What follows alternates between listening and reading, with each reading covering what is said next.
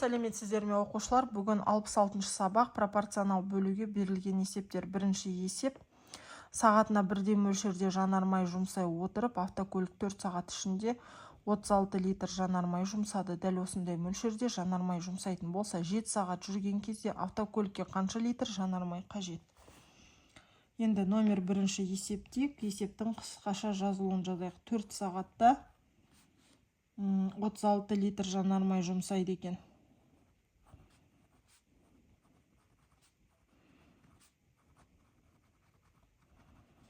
Жанармай 7 сағат ішінде белгісіз.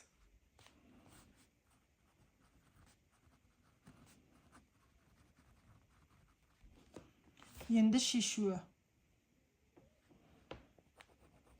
Яғни бұл жерде 36 литрді бөлеміз 4-ке, 4 сағатқа.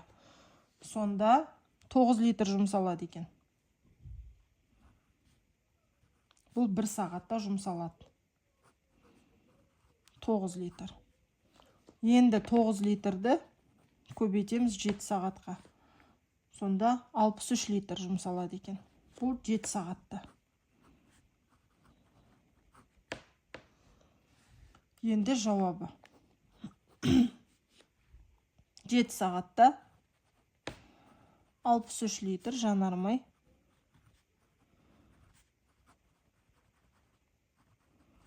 жұмсалады.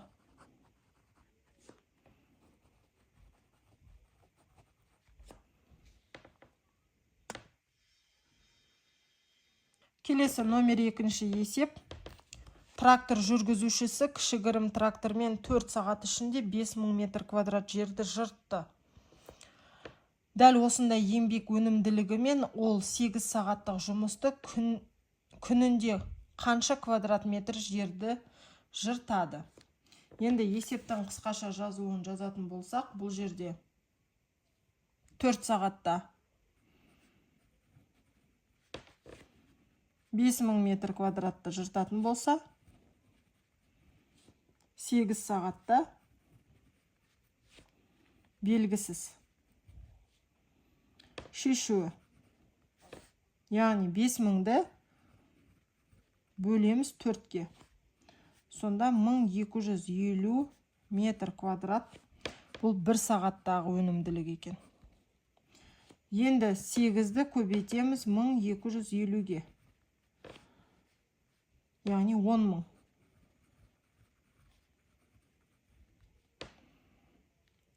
Жауабы 8 сағаттық жұмыста, жұмыс күнінде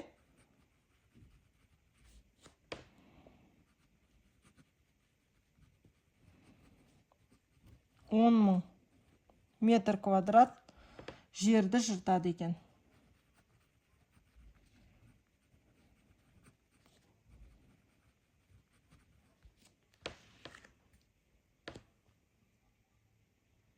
Келесі номер 3-ші есеп. Есептерді шығар. Қар тазартқыш мәшине 2 сағат ішінде 7 тонна 2 центнер қар тазалады. Егер дәл осындай өнімділікпен жұмыс істейтін болса, 6 сағат, 5 сағат, 8 сағат ішінде қанша қарды тазалайды дейді. Есептің қысқаша жазуын жазайық. Яғни 2 сағатта 7 тонна 2 центнер қар тазалайды. Қар тазалайды. 6 сағат, 7 сағат және де 8 сағатта қанша қар тазалайды? Ол белгісіз. Енді шешуі. Яғни 7 тоннада 7000 килограмм бар. 2 центнерде 200 килограмм бар. Яғни 7200-ді бөлеміз 2 сағатқа. Сонда сағатына 3600 килограмм қар тазалайды екен. Бұл 1 сағаттағы жұмыс. Енді 6 сағатта. 6 сағатты көбейтеміз 3600-ге. 21600 килограмм қар тазалайды екен. 21600 дегеніміз 21 тонна 6 центнер. Келесі. 8-ді көбейтеміз 3600-ге. 8-ді көбейтсек 3600-ге 28800 килограмм болады. Бұл дегеніміз 28 тонна 8 центнерге тең екен. Келесі. 5-ті көбейтеміз 3600-ге.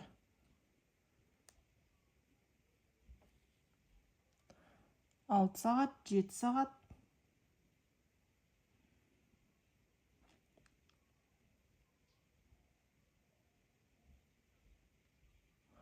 Мынау мінеке 6 сағатта. Мынау 8 сағатта. Енді 7 сағатта, е? Енді 5 сағат. 6 сағат, 5 сағат, және де 8 сағат. Мына жерде 5 сағат екен ғой.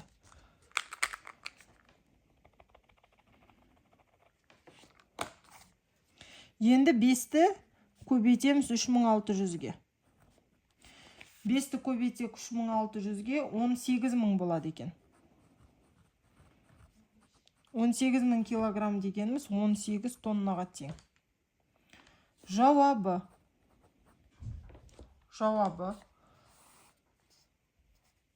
Яғни 6 сағатта.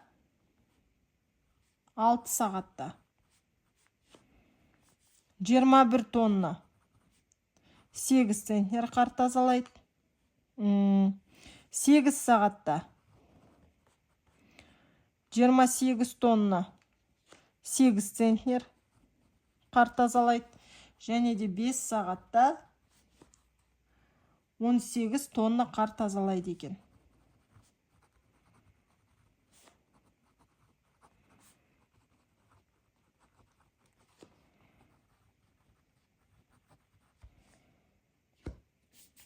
Мұнда 5 дейміз. Шатасып кетіп ғой.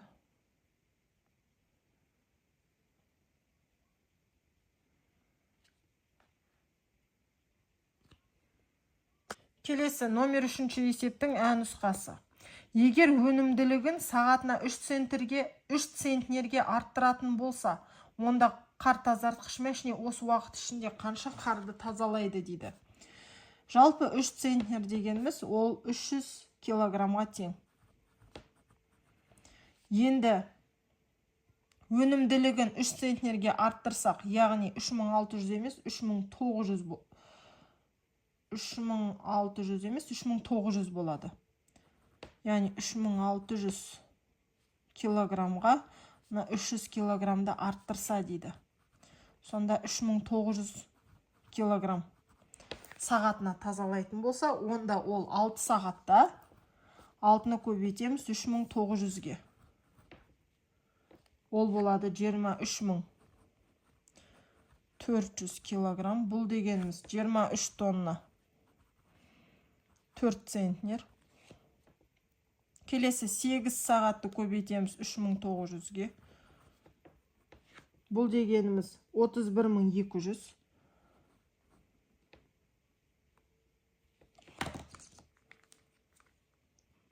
Яғни көбейткен кезде 31200 килограмм. Бұл дегеніміз 31 тонна 2 центнерге тең. Және де 5 сағатты көбейтеміз 3900-ге. Бұл дегеніміз 19500 килограммға тең. 19500 дегеніміз 19 тонна және де 5 центнерға тең екен. Бұл ә нұсқасы.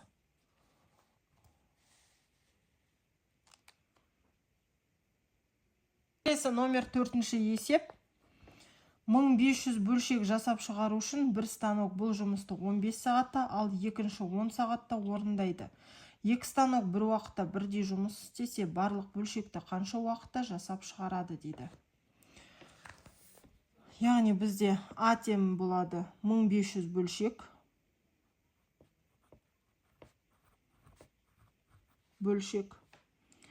Бір станок бұл жұмысты 15 сағатта дейді. Т1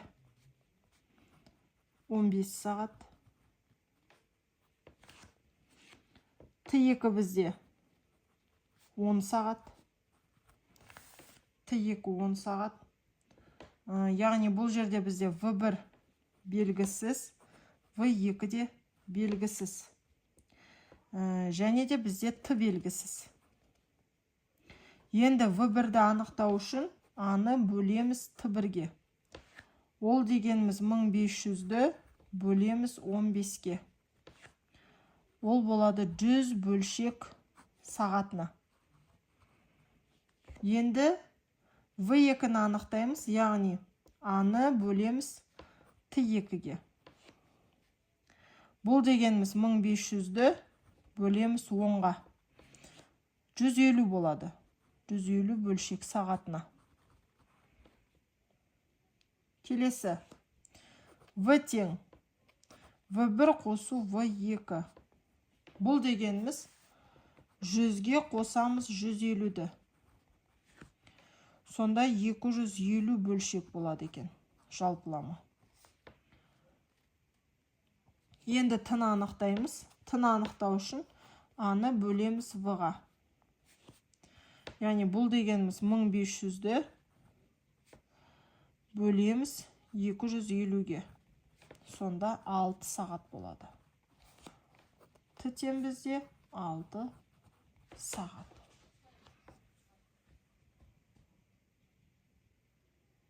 Келесі номер 4-ші есептің А нұсқасы, яғни кітапханада 18.000 кітапты қайта түптеу керек екен. 18.000 кітапты.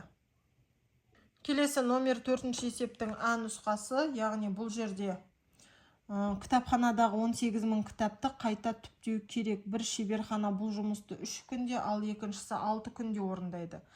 Егер екі шеберхана бір уақытта бірдей жұмыс істейтін болса, онда барлық кітапты қанша күнде түптеп береді дейді. Есептің қысқаша жазылуын жаздық, енді шешуін жазамыз. Яғни бұл жерде В1-ді анықтаймыз. В1-ді анықтау үшін А-ны бөлеміз Т1-ге. Бұл дегеніміз 18.000-ді бөлеміз 3-ке, 3 күнге. Сонда 6000 кітап күніне түптейді екен. Енді В2-ні анықтаймыз. А-ны бөлеміз Т2-ге. Яғни бұл дегеніміз 18.000-ді бөлеміз 6-ға. Сонда 3000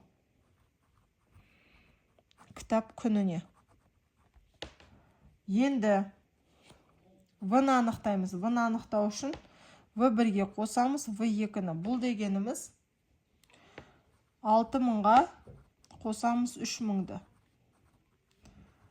Сонда 9000 кітап күніне болады екен. Енді Т-ні анықтаймыз.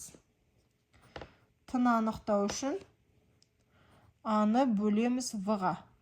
Бұл дегеніміз 18.000-ді бөлеміз 9000-ға. Сонда 2 күн болады екен.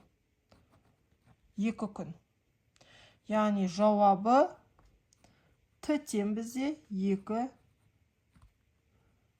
күн. Бұл 4-ші есептің А нұсқасы. Келесі номер 5-ші есеп. Яғни өрнек құру керек екен. Бұл жерде 1024 көбейту 24 қосу 901 бөлу 53. Яғни 1024-ті 24-ке көбейтсек, 24-ін 576 шығады екен. 576. Оған қосамыз 17-ні. Жауабы болады 24593. 593. Келесі. 542 көбейту 24 қосу 5202 бөлу 18. Бұл дегеніміз 13008 болады. Көбейткен кезде 13008 қосамыз 289-ды. Яғни 5202-ні 18-ге бөлген кезде 289 шығады екен. Енді қосқан кезде 13200 97 болады. Келесі үшіншісі 56.241 қосу 355 қосу 256 көбейту 21 болады. Яғни бірінші мына жағын қосып аламыз. Мына жақ жақшаны қосып алған кезде 56.596 шығады. 56.596. Оған қосамыз. 256-ға 21-ді көбейткенде 5376 шығады. Мәні 61.972-ге тең. 61.972. Келесі. 11 көбейту 451 азайту 52.416 бөлу 52. Яғни, мына жақта көбейткен кезде 4961 болады. Одан азайтамыз, яғни бөлген кезде 1008 болады екен. Яғни азайтқан кезде 3953 шығады. 3953. Келесі. 80.012. Яғни жазамыз. 80.012 азайту 28.054 азайту 987. Енді бұл жерде 80.012 деп қайтадан жазамыз. Одан азайтамыз, яғни болады 27.067. Азайтқан кезде 52.945 болады екен. Келесі үшінші өрнек 73.650 азайту. Жақша ішінде 850 бөлу 50 болады. Қайтадан жазамыз. 73.650 азайту 850-ді 50-ге бөлсек 17 болады екен. Яғни 73.650-ден 17-ні азайтсақ 73.633 шығады.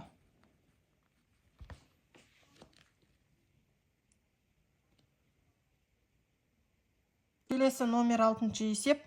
Сурет бойынша есеп құрастыр және шығар. Егер сенде $5 бар болса, онда саған қанша ақша қайтарып береді? Олар қандай монеталар болуы мүмкін дейді. Енді бұлай жазайық. 3 қарындаш.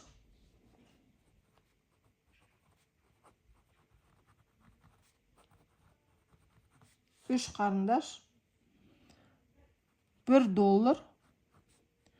20 цент екен. 20 цент. Яғни бұл дегеніміз 120 центке тең. 120 центке тең. Барлығы бізде $5 болады.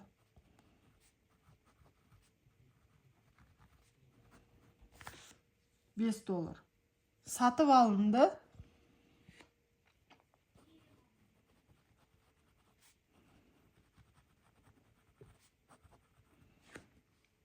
Сатып алынды 5 қарындаш.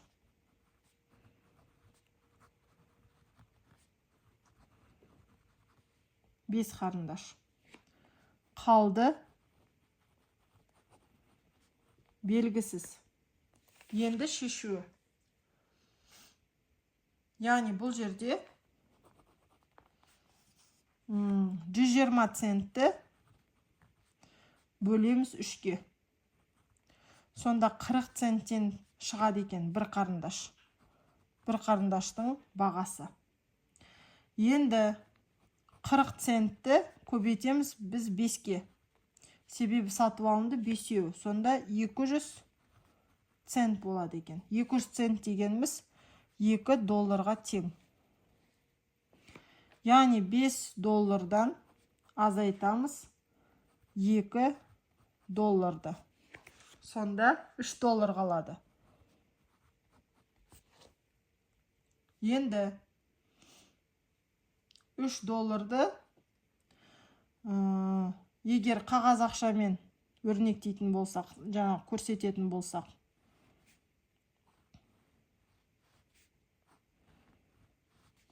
яғни мына 1 доллар,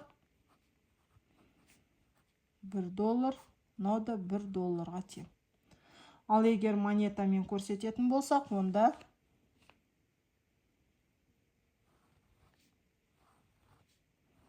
3, 4, 5, 6. Яғни әрқайсысы 50 центтан.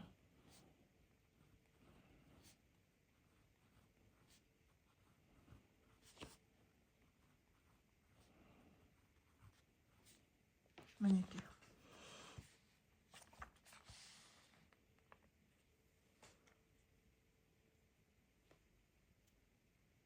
Келесі номер 7-ші есеп. Бос орынға берілген сандар 5-ке де 10-ға да бөлінетіндей цифрлар қой, тексер дейді. Яғни бос орынға тек 0 санын қоя аламыз. 0 санын қойған жағдайда ғана ол 5-ке де 10-ға да бөлінеді екен. Яғни 76.180, оны бөлеміз 5-ке. 7-нің ішінде 5 бір рет бар, 5, 2, 6, 26-нің ішінде 5 рет бар, көбейткен кезде 25, 1, 1. 11-дің ішінде 2 рет бар, 10, 1, 8. 18-дің ішінде 3 рет, 15, 3, 0. 30-дің ішінде 6 рет бар, 30, 0. Яғни 15.236. Енді 76.180-ді бөлеміз 10-ға. 7-тен береміз 70, 6, 1, 61-дің ішінде 6 рет бар, 60, 1, 8, 1 рет бар, 10, 8, 0. 8 рет бар, 80, 0. Келесі. 2.801.760, оны бөлеміз 5-ке. Яғни 28-дің ішінде 5 рет бар. 3, 0. 30-дің ішінде 5, 6 рет. Бір кіші болғандықтан 1, 0 тіркеймізді, 7-ні түсіреміз. 17-ның ішінде 5, 3 рет бар. 5-тен береміз 25, 1, 10. 2-ден береміз 10, 0. Енді осыны бөлеміз 10-ға. 2.801.760, оны бөлеміз 10-ға. 28-дің ішінде 10, 2 рет бар. 22, 0. 20-ның ішінде 2 рет бар. 20-дан 0. 1 түседі. 1-дің ішінде 1 10-нан кіші болғандықтан 1, 0 тіркеймізді, 7-ні түсіреміз. 17-ның ішінде 1 рет. 17, 0. Жанына 6 түседі. 6 10-нан кіші болғандықтан және 1, 0 тіркеймізді, жанына 0 түсіреміз. 6-тан береміз. 60, 0. Келесі. 9.810.000. Кітапты ала салайын.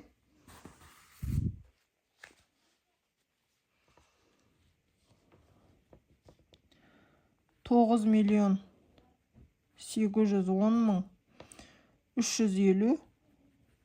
Осыны бөлеміз 5-ке. 9-ның ішінде 5 бір рет. 5, 4, 8. 48-дің ішінде 5 9 рет. 45, 3, 1. 6 рет. 30, 1, 0. 2-ден 10, 0. Жанына 3 түсет. 0 тіркеймізді 5-ті түсіреміз. 7-тен береміз 35, 0. Мұна 0, мұнда тіркеледі. Сонда жауабы 1.962.070 болады екен.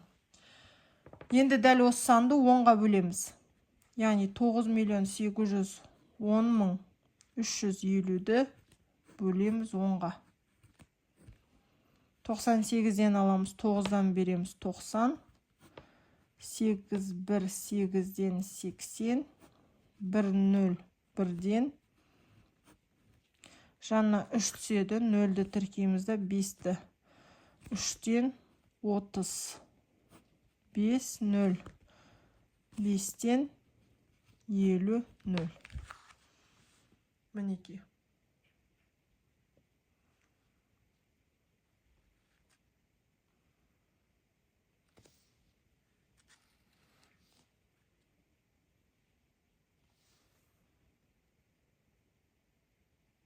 Келесі номер 8-ші есеп. Таңқурайдан тосап қайнату үшін 5 кг жидекке 4 кг қант қосады. 10 кг жидектен әзірленетін тосапқа қанша килограмм қант қосады дейді. Енді бұл жерде есептің қысқаша жазылуын жазып алайық. Яғни бұлай жазамыз. 5 кг жидекке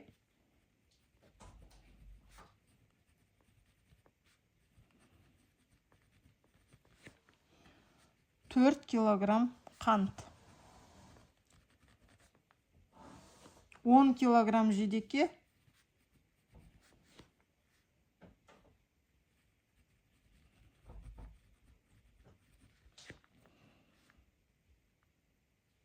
'белгісіз. Қанша қант салынатыны. Енді бұл жерде шешуі.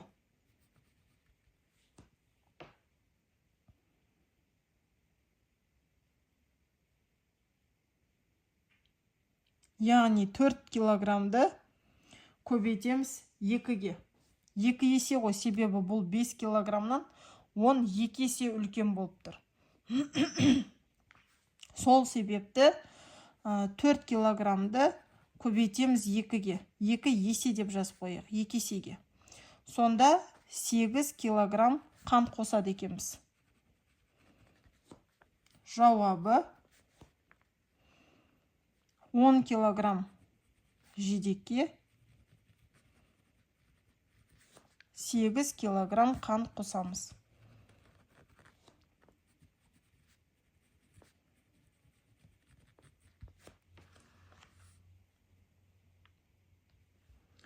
Келесі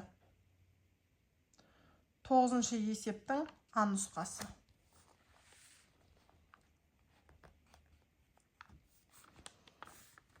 Номер 9. Арман ауланы қардан тазартуға көмектесті. 20 минут ішінде ол 1 сотық аумақты тазалады. 10 минут ішінде ол қанша квадрат метр жерді тазалады. Яғни есептің қысқаша жазылуын жазайық. 20 минут ішінде ол 1 сотықты тазалаған екен.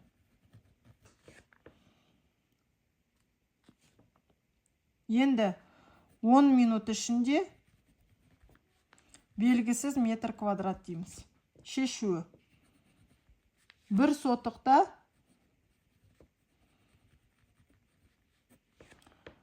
100 метр квадрат бар екен.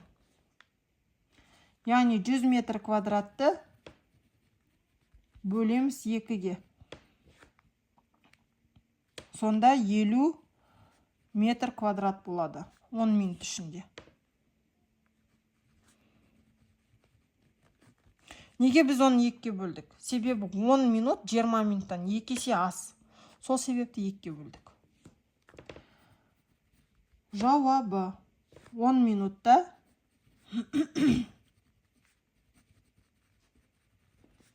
50 метр квадрат жерді тазалады.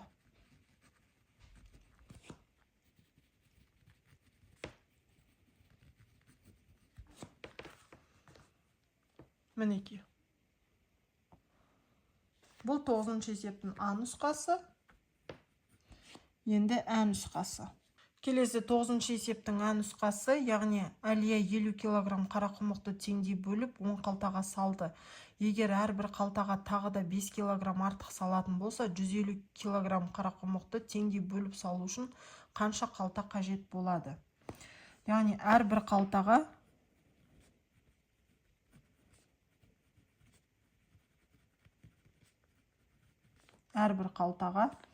5 кг артық салса.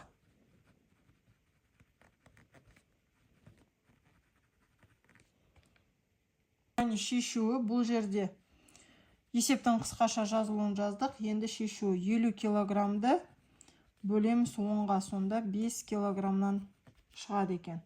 Енді 5 килограммға және тағы 5 килограмм қосатын болсақ 10 килограмм болады. Ол 150 килограммды, біздегі 150 килограмм қарақұмықты 10 килограммнан әр қалтаға салатын болсақ, бізде 15 қалта шығады екен. 15 қалта. Жауабы 150 килограммды килограмм қарақұмықты 15 қалтаға бөліп салады екен.